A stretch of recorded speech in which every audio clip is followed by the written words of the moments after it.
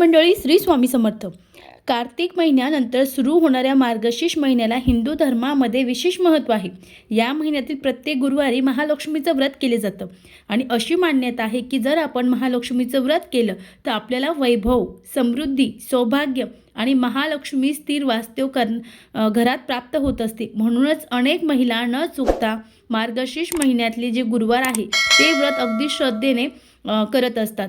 मग या 2025ला मार्गशीर्ष महिन्यात किती गुरुवार आले आहेत, ते कोणत्या तारखेला आले आहेत, आपण ते जाणून घेऊ. तर पहिला गुरुवार 27 नोव्हेंबर 2025ला आला आहे. दुसरा गुरुवार 4 डिसेंबर 2025ला आला आहे.